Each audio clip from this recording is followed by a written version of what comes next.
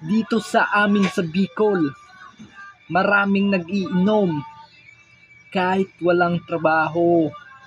Ganito kami dito. Dito sa amin sa Bicol, marami kang lupain. Pwede kang kumuha ng nyog kahit wala kayong lupa.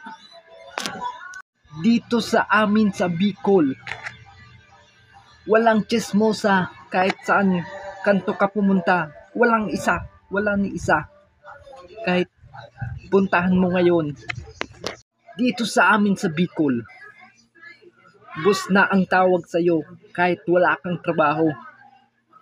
Yan, boss, meron tayo dyan.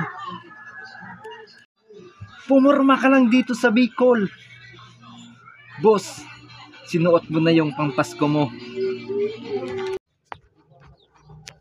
Dito sa amin sa Bicol, marunong ka lang magprito ng tuyo. Pwede ka nang mag-asawa. Ganito kami sa Bicol. So, hanggang dito na lang tayo. Shout out sa mga natin dyan, mga viewers. Subscribe na kayo para marami pa tayong magawa.